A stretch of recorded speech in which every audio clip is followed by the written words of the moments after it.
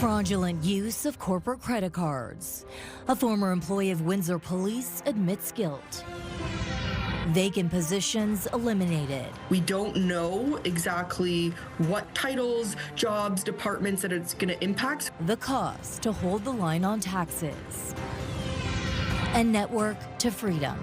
For us to be have this honor bestowed on us, I think is extremely amazing. A Chatham historical site gets international recognition.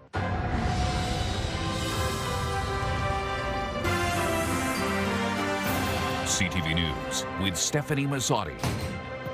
Good evening, and thank you for joining us on CTV Windsor and AM 800. A former employee of the Windsor Police Service has pleaded guilty to defrauding the force. CTV's Michelle Molesky has been in court all day for this, and you join us now with the latest. Yeah, so Stefanie, the details in this start kind of 17 years ago. A civilian member of the force with 17 years experience has admitted he misused corporate credit cards more than 120 times.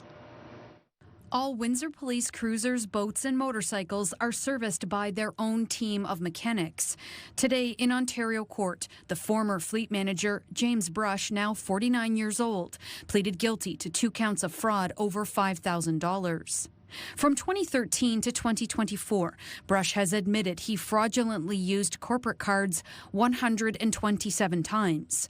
70 times he used one card for fraudulent gas purchases, including using the card to fill up a personal vehicle while away on vacation and for using the fleet card while he was off work.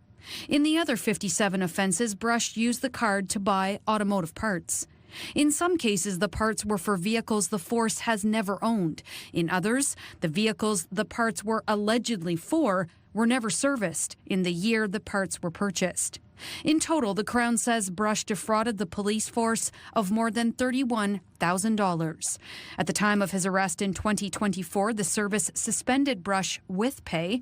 His lawyer told CTV News Tuesday Brush has since been fired from his civilian position, but the police won't confirm. Brush will face a sentencing hearing in March. Brush was facing a total of 7 offenses. His lawyer, Shane Miles, told me today the remaining 5 charges are expected to be dropped after the sentencing hearing. Okay, and Michelle, you've been covering another court case, but this time it's come to a conclusion. Yeah, this one is much different. The West Court class action lawsuit is moving into its final stage. Former residential and commercial tenants now have until the end of April to apply for their share of the $7.3 million settlement. Now, this all dates back 6 years ago. On November 12, 2019, an electrical panel failed. It sparked a fire in 2 vehicles parked in the underground parking garage of West Court Place. Now, the fires were quickly put out, but the smoke, as you can see, rose through the entire building, forcing the evacuation of all 150 residential units and closure of 80,000 square feet of commercial space. This class action lawsuit was launched 2 days later. The court ruled in favor of the claimants last October, forcing West Court and its insurance companies to pay out $7.3 million in compensation. 2 weeks ago, the court set up the process for reimbursement. Most residential tenants will be eligible for up to $5,500. Now, again, tenants have until April 30th to apply for their check, which lawyer Harvey Strasberg thinks will be cut by June of this year. Now, if you go to our website and our online coverage of this, ctvnewswindsor.ca, you can find a link to the claim form as well as the entire class action lawsuit, which lays out the last 6 years. So the big question here, the status of one of the largest buildings in downtown Windsor. In recent weeks, I've noticed activity on the roof of the building, but it still remains fenced off. There are even piles of bricks surrounding the entire perimeter. We'll try to get an answer, if for no other reason than for the 17 tenants who have told the class action lawyers they intend to move back into West Court Place, Stefanie, whenever it is reopened to new tenants. Okay, and of course we'll be following this closely. Yeah, and I think that's another important part in all of this is people not only wanting to move back, but then when they move back, what's the rent? How different will it be in there? So there's definitely more stories to come on. Yeah, it will definitely be different. Okay, Michelle Molesky, thank you for these updates tonight. Windsor police are looking for a female suspect following an assault at a downtown bar.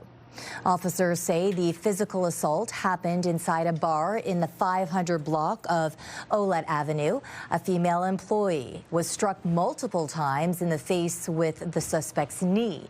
Police say the confrontation was over a message on another patron's shirt. The suspect is described as a white woman, 35 to 45 years old, with brown hair and brown eyes. The victim sustained non-life-threatening injuries. A 69-year-old man has been charged after Windsor police received a report of a 15-year-old girl being sexually assaulted by a man she met online. The two connected through the sale of an item on social media. The man allegedly brought the girl to his home, gave her marijuana edibles, and engaged in sexual activities. Pictures were also exchanged. On Monday, officers searched a home in the 2300 block of Meldrum Avenue. Electronic devices, including computers and external storage devices, were seized. An OPP are investigating a robbery in Kingsville where two suspects wielding a handgun and knife robbed a person who was stopped in his vehicle on Road 5 east of Grahamside Road, then set his vehicle on fire. Police say the two suspects were driving a dark-colored pickup truck, both described as being darker-skinned men wearing black clothing and balaclavas. There were no injuries, and police believe it was an isolated incident. CTV meteorologist Gary Archibald joins us now for a first look at the weather. And Gary, we've been talking about a very interesting day weather-wise.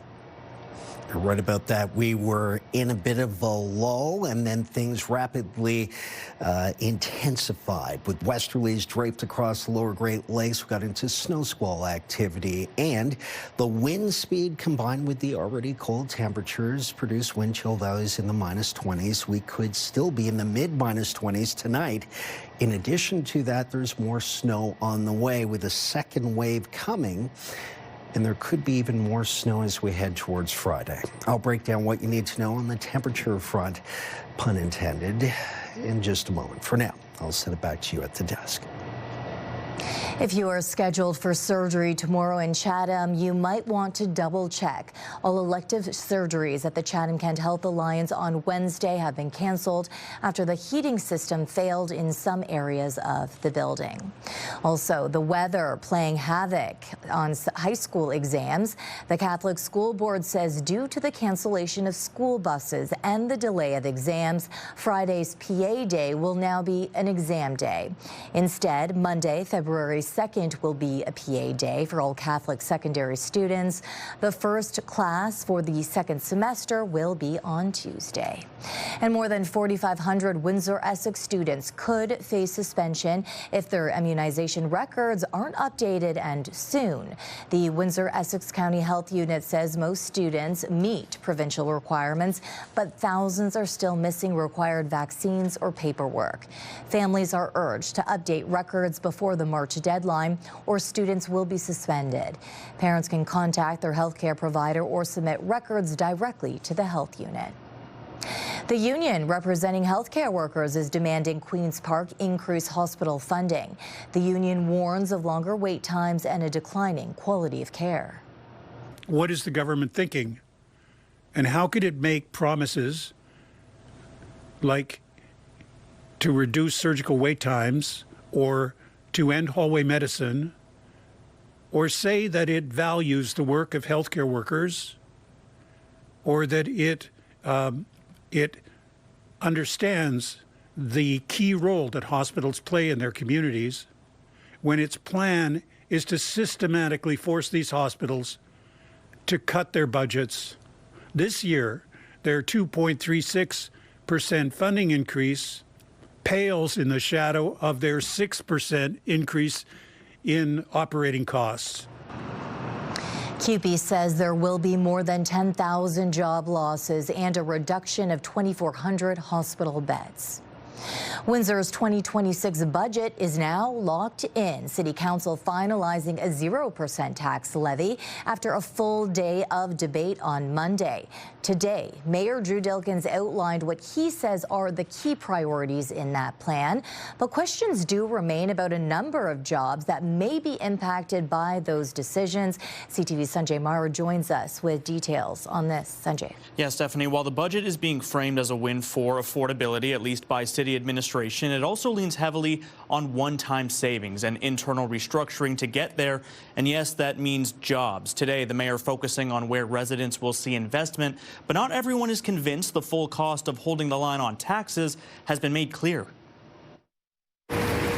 A day after City Council finalized its 2026 budget, Windsor's mayor standing alongside councillors and senior staff to highlight key priorities. Construction and growth-related projects will be among the most visible outcomes, according to Drew Dilkens, pointing to major road and infrastructure work tied to housing, employment lands, and the future hospital. The County Road 42 is officially called Cabana Road from one end to the next now. So Cabana Road will see lots of work happen in terms of all of the prep that needs to happen to move utilities, to get the designs done, to be able to widen the road. Achieving 0% meant raising user fees and transit fares while leaning on one-time savings. But the budget also comes with staffing changes approved behind closed doors. Heading into budget day, the union representing inside workers for the city warned just shy of 36 permanent jobs could be cut. We don't know exactly what titles, jobs, departments that it's going to impact, so we don't know the full scope and picture yet of what might be lost at 543. The mayor making clear Tuesday details tied to in-camera decisions will not be released until internal processes are complete, meaning the exact number of eliminated positions remains unclear. Thankfully, though, when I look at this budget and when council considered the staffing implications, the vast majority of the positions that were cut from this budget were vacant positions, which also allowed us to hire other positions. So it wasn't all just about cutting money. It was about saying we don't need these positions. Let's take the money here and apply them to areas where we actually have a greater need. Meanwhile, community advocates say public pressure played a role in shaping parts of the final budget. Advocacy group Engage Windsor says the final document relies on short-term fixes that could create deeper challenges in future budget cycles. Windsor is the only municipality in Ontario with a 0% budget increase, but we don't think that's a point of pride. It's really a red flag when every other city is grappling honestly with inflation and rising costs. We can't do zero every year, but this year we found a pathway, and I'm incredibly proud of administration and city council who recognize that affordability is an essential issue in their community. And going back to the lack of details on those in-camera items, that means we still do not know exactly what a previously reported $2.6 million cut to housing and children's services entails. And when asked how long before the union would learn exactly how many positions are being impacted as part of the 2026 budget, Windsor's mayor would only tell me, quote, very, very soon. Okay. Stefanie. Sanjay, thank you for this. So here's our question of the day. Do you support a reduction in jobs at City Hall to get to a 0% tax increase? Go to our website to cast your vote, ctvnewswindsor.ca. Yesterday, we asked if you would move your street parked vehicle to assist snow removal efforts. Out of almost 700 responses, 91% say yes. And we have more information about that acute care hospital. We've reached a major milestone in the construction of Windsor's new fancy family hospital. Infrastructure Ontario, Windsor Regional Hospital, and the Ministry of Health is issuing a request for qualifications for the project's second and largest construction phase. Phase 2 includes a 5-story diagnostic and treatment block, housing emergency and trauma services, cancer care, surgical services, women and children's care, and advanced diagnostics. The announcement officially launches the tendering process. Qualified construction teams are invited to apply through Infrastructure Ontario. The town of Essex is inviting private sector partners to help shape the future of recreation in the community. A new request for expressions of interest is seeking ideas to develop up to 10 acres at the future Essex Centre sports fields. The site, located at Highway 3 and North Malden Road, could include include indoor sports and recreation facilities as part of the town's long-term vision. Mayor Sherry Bondi says the goal is to create high-quality recreational opportunities for residents of all ages while supporting healthy, active lifestyles. As Black History Month approaches, a Chatham-Kent landmark is earning international recognition. The Buxton National Historical Site has been accepted into the U.S. National Underground Railroad Network to Freedom. CTV's Chris Campbell has more. Yes, Stephanie. The Network to Freedom is a U.S. National Park Service program that recognizes places with documented and verifiable ties to the Underground Railroad. Late last year, Buxton was officially added, making it one of only 2 Canadian sites to receive the designation. This is one of our oldest items that we have in the museum here. For generations, Buxton's story has been passed down through families, artifacts, and oral history. Now that history is getting international attention. We're very excited, very proud to be listed on this U.S. Park Service, and it's an amazing feeling because we, as a Canadian site, especially a Black historic Canadian site, it's important, especially across North America, to be able to share our Black history with all of the things that are happening, in the U.S. The designation is only the second of its kind in Canada. The first is a church in St. Catharines, and this honor confirms Buxton was more than just a stop along the Underground Railroad. It was a place where formerly enslaved people settled, owned land, built schools, and created a community. For the many descendants, our ancestors that worked so hard and so tirelessly to create this community, and for us to be have this honor bestowed on us, I think is extremely amazing. To be accepted into the Network to Freedom, sites must prove a verifiable connection to the Underground Railroad, a pre-pandemic process that took more than 5 years of research and documentation. It's a lot of time, it's a lot of work, and it's a lot of effort, but it was definitely worth it to be named one of those sites on their site as well. The recognition comes as the preservation of slavery history is under scrutiny in the United States. I was heartbroken when I found out about this. Last week, the U.S. National Park Service dismantled a major slavery exhibit in Philadelphia, sparking widespread reaction. No history is thorough. You can't just have all the good parts of it. How are we going to learn from what we didn't do right? You show all of it.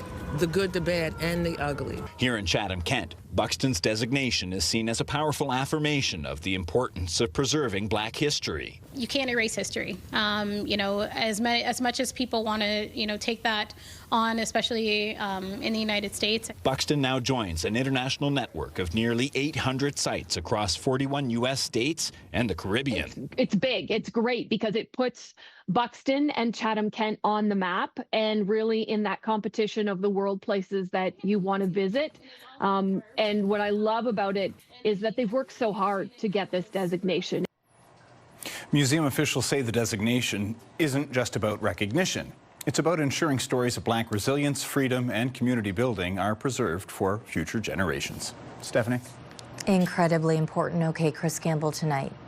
Now, do you have a story idea? We do want to hear from you. Please text us at 10400. You can also send photos and video. Still ahead on Windsor's News Leader. Will Canada follow the lead of Australia and now France banning social media for kids?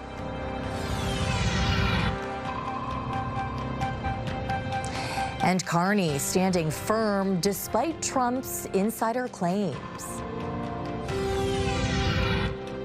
And tomorrow, new growth in Sandwich Town.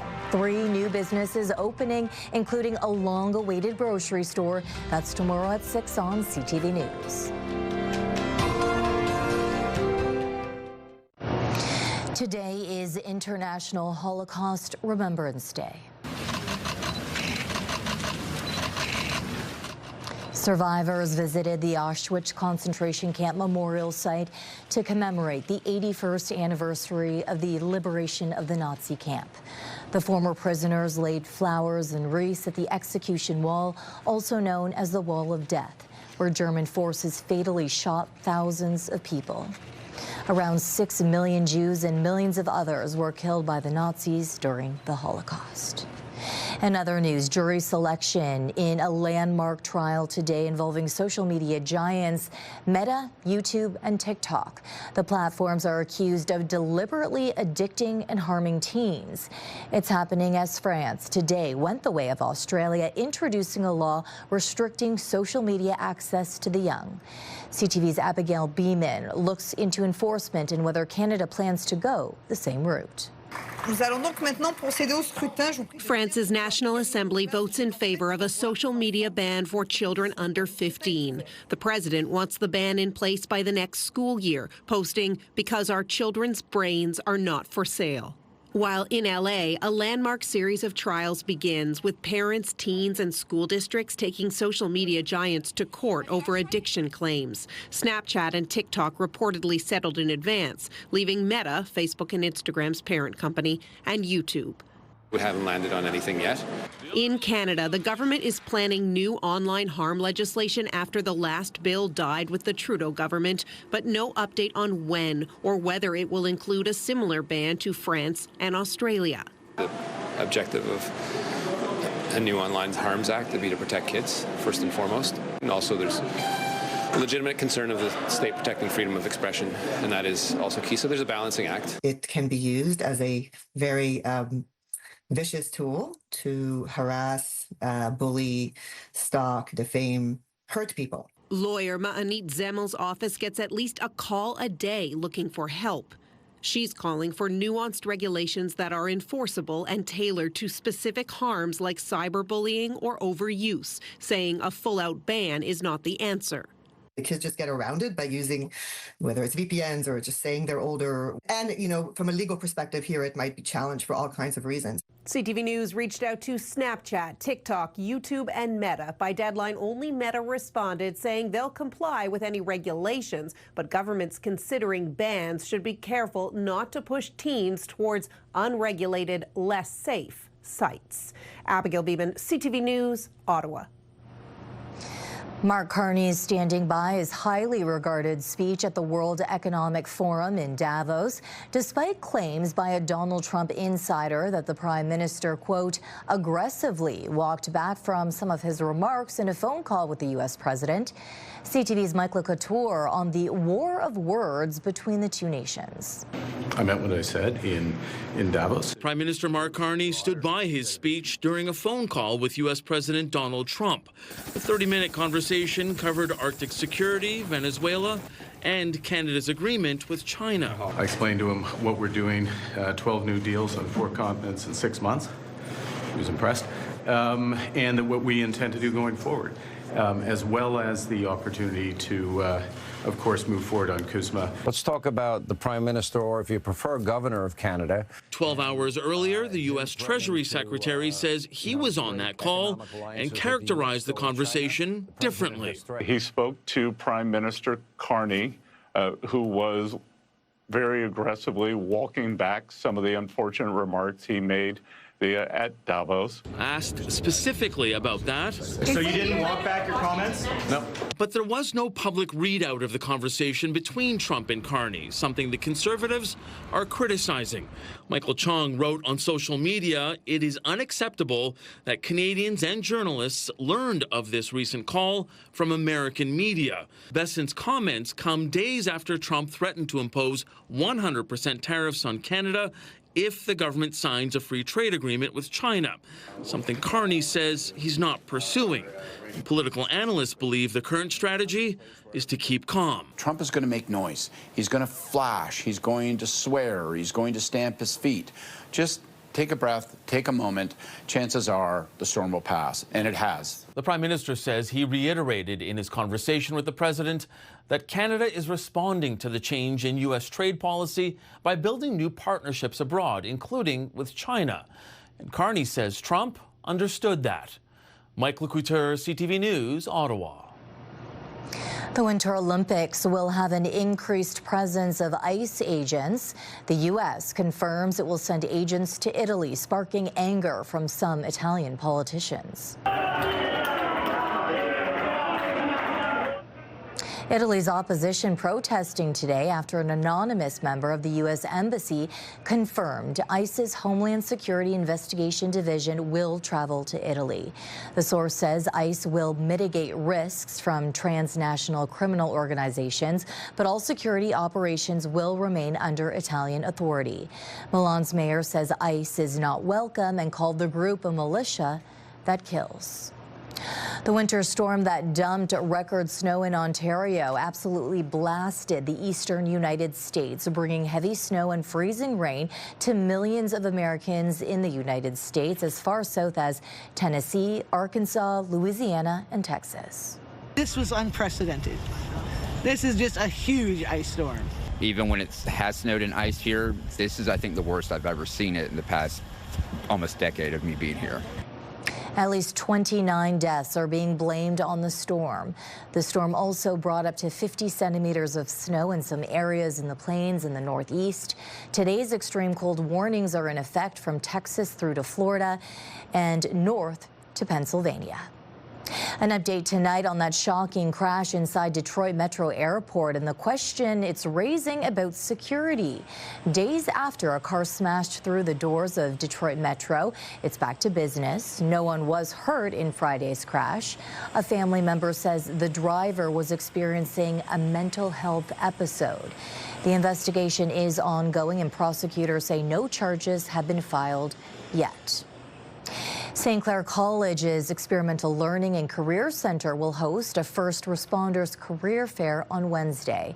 The center at the South of Windsor campus hosts a number of career fairs throughout the year, targeting specific fields, including healthcare, education, engineering, and skilled trades. Officials say this career fair is geared to students in paramedics, firefighting, police foundations, and security fields.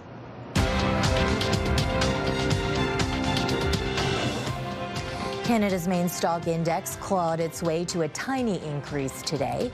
In Toronto, the TSX gained a modest 3 points, while in New York, the Dow lost 409, the Nasdaq added 216. The Canadian dollar gained almost half a cent today. On commodity markets, gold gained a minimal penny, an ounce, and oil is up 176 a barrel. Doctors warn snow shoveling can seriously strain the heart, especially in cold weather. Coming up, tips to stay safe. Let's take a look at our CTV News weather snapshot. Thanks to Nancy Coughlin for sending in this great image. Frosty, chilly, and windy with more snow on the way. We'll find out. My forecast with the details you need to know. Discussion here at Windsor City Hall. Windsor's top stories. A major project is about to get underway. Breaking news alerts. Severe weather is a possibility. And watch live. Good evening, and thank you for joining us. Download the CTV News app.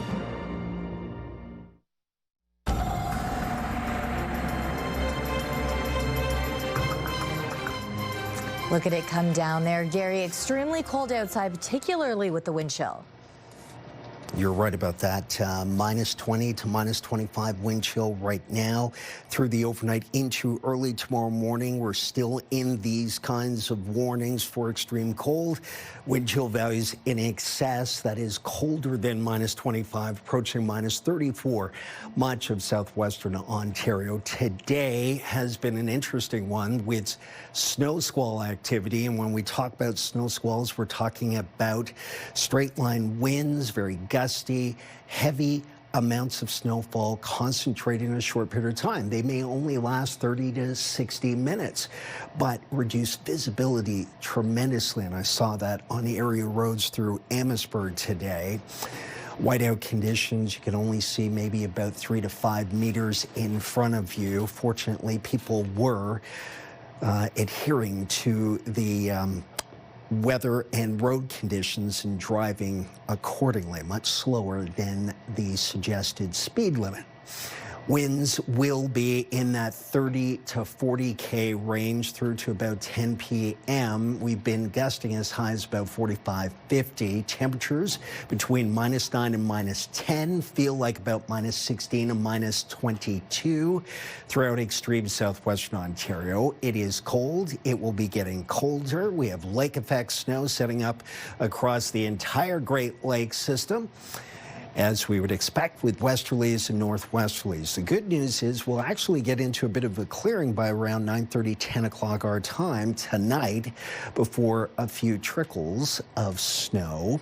Not anticipating heavy snow squall activity tomorrow morning, but there will be a couple of centimeters in our vicinity, at least the worst of it as well to our north and east. So cold tonight, windy tonight, snow on the way for tomorrow morning. The worst of it is over for us, but a few flurries are still a possibility through to about 8 o'clock. Clearing through the overnight, 15 below, feels like -23-ish at midnight, could feel like -26 tomorrow morning at around 4 a.m. Windy, cold, high of -10. More flurries for Wednesday, Thursday, and Friday. Highs will average about -10 to -13 between Windsor, Essex, Chatham, Kent, and the surrounds. Sunny for the weekend, both Saturday, Sunday, -13, -8. Then Monday, Tuesday, -5, -7. And some flurries, increase in cloudiness. That's a look at your 7-day forecast, courtesy of Evercare Siles.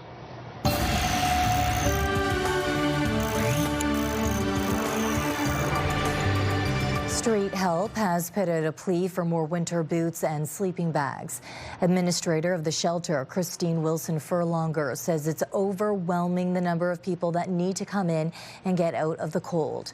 During the day, the shelter is used as a warming center where people can relax, drink coffee, and have a meal. Wilson-Furlonger says the shelter is in need of winter boots and sleeping bags for those living rough.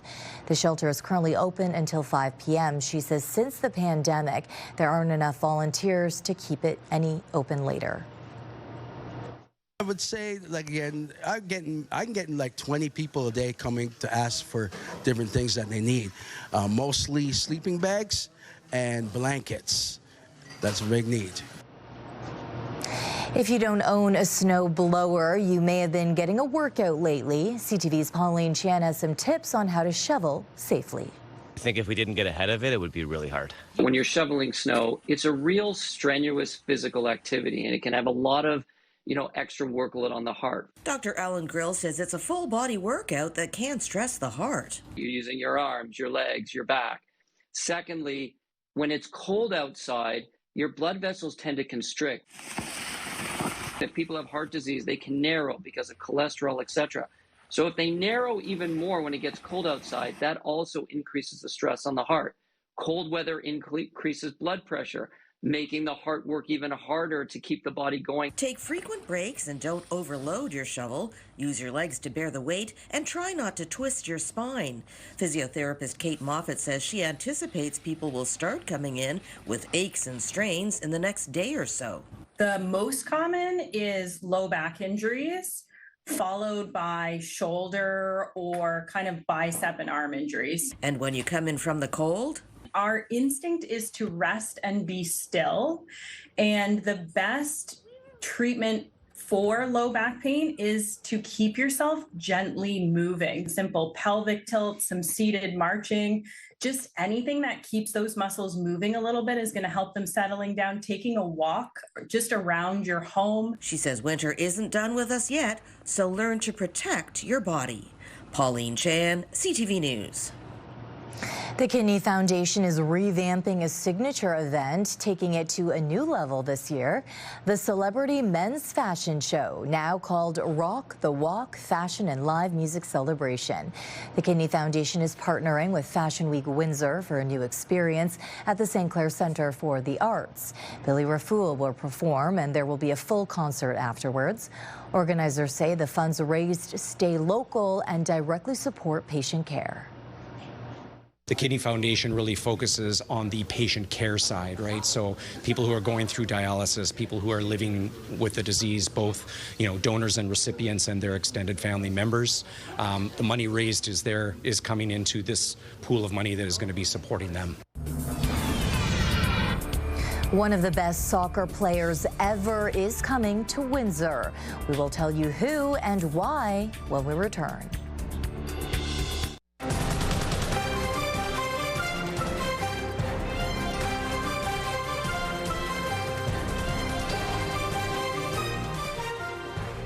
A warning about an online scam where criminals are creating fake websites and forums and promising big returns. However, as Pat Foran reports, they're actually operating what's called a pump and dump fraud. So when you moved your money into Wealthsimple, how quickly did this ad pop up on Instagram? Almost immediately after. Israel Clyde of Richmond Hill had his investments with a major Canadian bank, but recently, due to a promotion, he decided to move his funds to Wealthsimple. The transfer went smoothly. After he made the switch, he was on Instagram when he saw a Wealthsimple offer to take part in an online trading platform on how to make money in the stock market. Those ads had the Wealthsimple name and the logo. It looked legitimate from Wealthsimple. Clyde says the trading group suggested he buy a stock. He did, and within days, he doubled his money. I sold the stock, but actually made $14,000 on this transaction. So I was like, oh, wow. Clyde felt the advice must be trustworthy, so he made a much larger investment. But this time, things went bad fast. As soon as I bought it that day, 5 minutes later, the stock tanked. It went from $1.68 US to 10 cents at the time. And I just panicked. He was caught in a pump and dump scam and lost $260,000.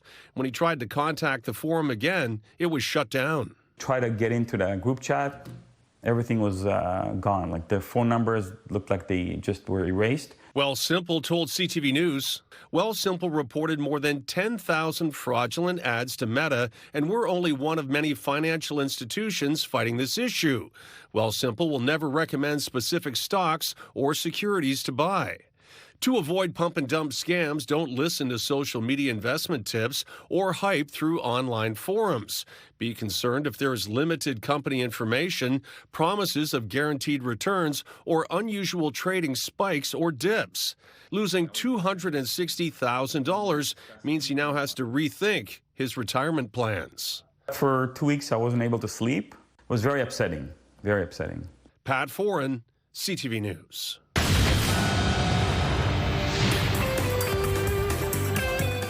UB40 is bringing the Unstoppable Tour to the Coliseum at Caesars Windsor.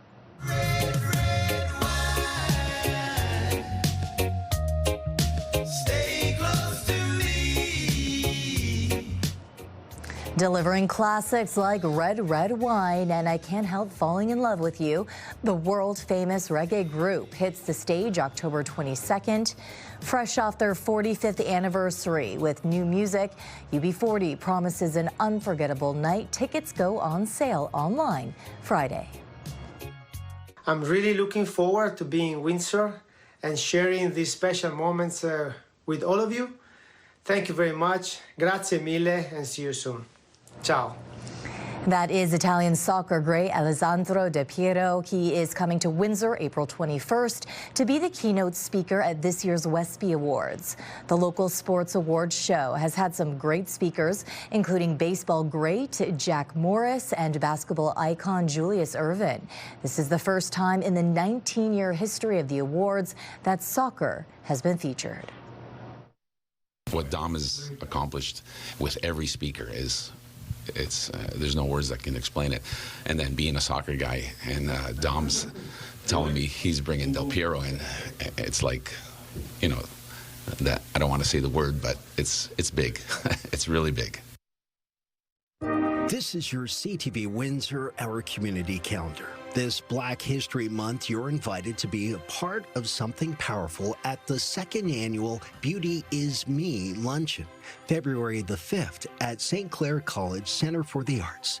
See you next time on Our Community.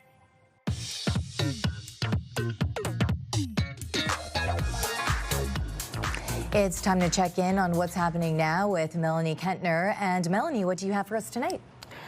Well, Stephanie, earlier Sunday brought us reaction to Windsor's 0% budget, but there's more to that discussion.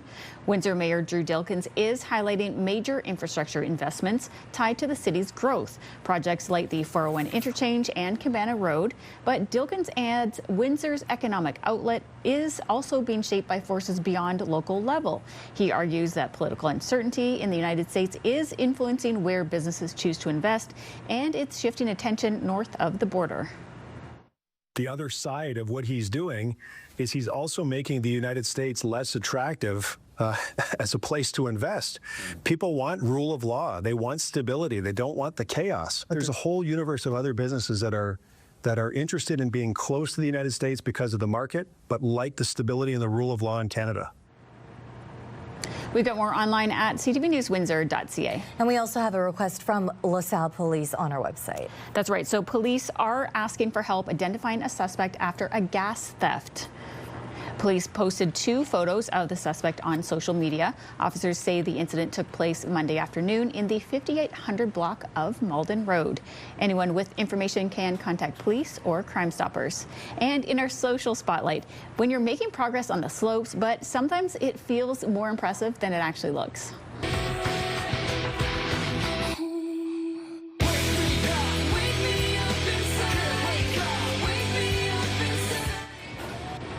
See, I feel like he thought, oh, I nailed that. And then watch the video and it's a tiny jump.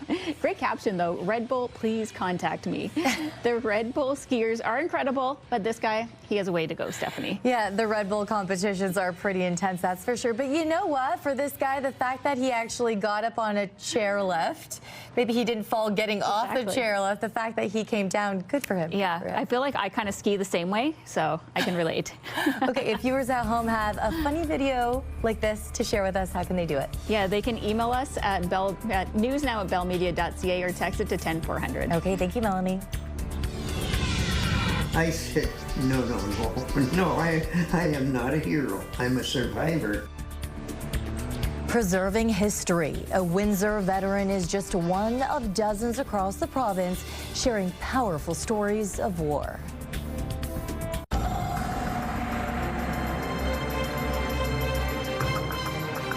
Yeah, 145 today. Busy day. Interesting weather-wise. I was standing on that road doing my web weather forecast, and at some point you couldn't see beyond, say, 50 feet. Wow. Like, it was just incredible. But fortunately, people were slowing down. Whew, a little scary because the plows were really coming close to the car there. Couple things. Don't panic, but there is some more snow on the way. It's 2 to 5 centimeters additionally.